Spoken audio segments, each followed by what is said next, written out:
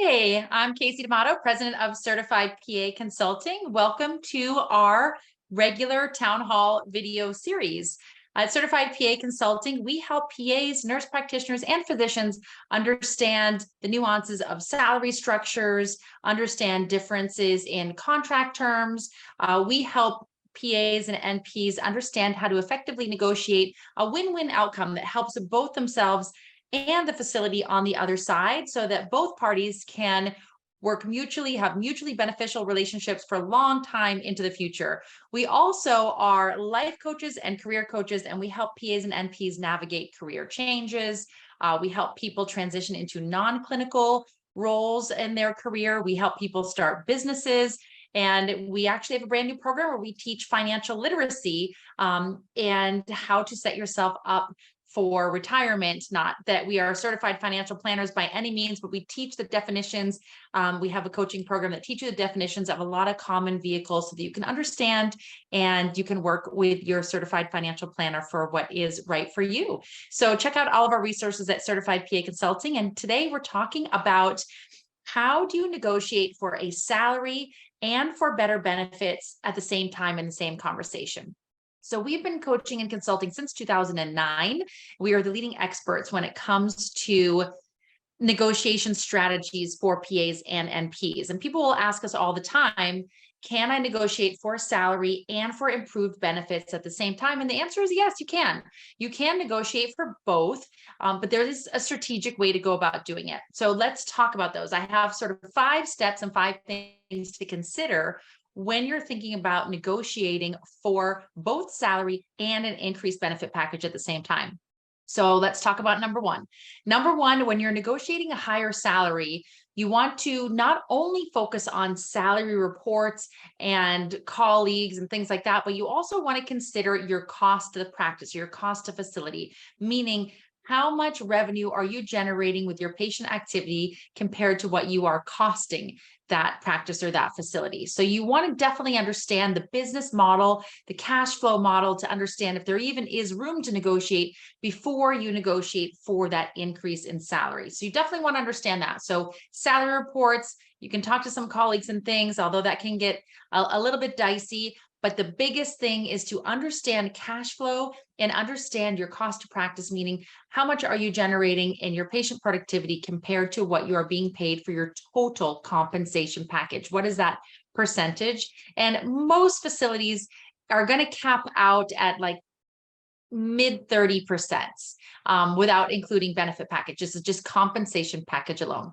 So that's number one. So make sure you know your cost to practice before negotiating for salary, because if they can't afford it from a business model standpoint, if they can't afford to pay you anymore, then that is a different conversation of how do you negotiate to increase your productivity so then they can afford to pay you more, right? It's a whole different type of negotiation. So make sure you understand the fundamental business ratio, your cost to practice business ratio. Make sure that your compensation package is roughly around 30% or less so that you know there's room. If it's higher than that, then there probably is not room to negotiate.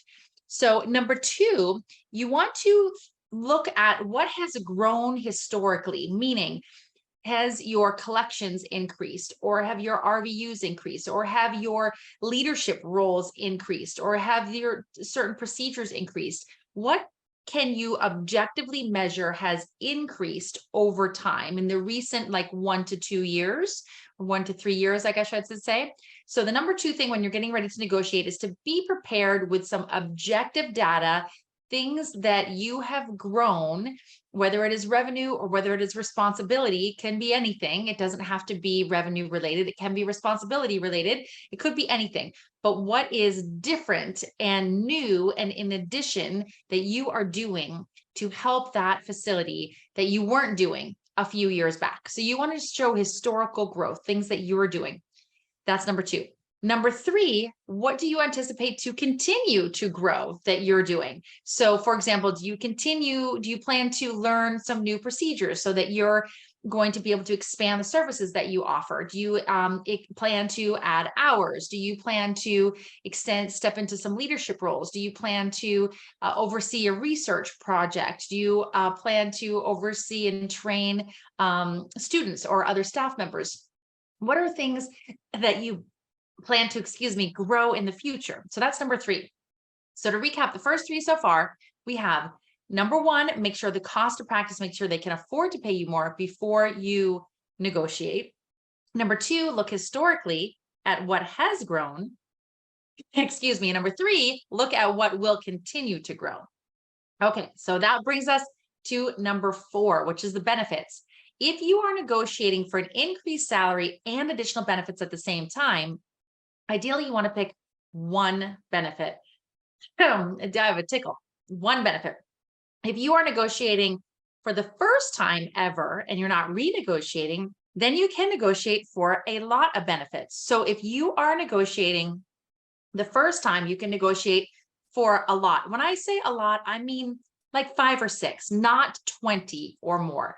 If you are renegotiating, then you're negotiating salary increase at the same time, then you want to choose like one benefit package, one benefit, because you don't want to make so many asks. If you make a lot of asks in your negotiation, what will happen is the other party will choose one. And what if it's not the one that you wanted? And they feel like they're compromising, but it's not really the biggest one. So if it's an increased salary that you really, really, really want, and there's one other benefit package that you really need, maybe it's a health insurance, or there's something else about your benefit package that you really want to add, stick with one if you're negotiating salary at the same time. And this is really coming into renegotiation. If you're negotiating for the first time, you can pick about 5 or 6 things in the contract to negotiate. More than that, they will choose the 5 that they want to compromise, and it might not be the things that are most important to you. So pick the things that are most important to you and say, these are the things that are really critical. I really would love to continue to work here for a long time, but these are few things are just the things that would make me feel a lot more comfortable to be here for the long time. So that is number 4, is pick one benefit in addition to salary, and that's going to enhance your chances of success rather than picking a lot of benefits. It's your first time, you can pick 5 or 6. Renegotiation, pick one. This is if you're negotiating salary at the same time. That brings us to number 5, which is to remember that the cost to practice ratio max is about 35 to 40%, including benefits. So when you're thinking compensation, it's really about 35% total compensation, base plus bonus, compared to what you are generating in your collections. So really, that's super, super, super critical. When you are getting ready to negotiate your salary, you have to make sure the business model can afford it before you negotiate that salary. And if it can, fantastic. And then you definitely can negotiate for additional increases in your benefits, because remember, you have reminded them historically what has grown, either your revenue, your procedures, your patient volume, or your leadership roles or other projects, or you're reminding them things that you will continue to do to grow the facility, meaning are there additional procedures or hours or leadership or other projects that you're going to take the lead on that's going to help the entire practice or the whole facility and the greater good. So 100% you can negotiate for an increased salary and increased benefits at the same time. Make sure that you are thinking about what they want, what helps them, so that you're making offers in the future growth of things that you know are valuable to them.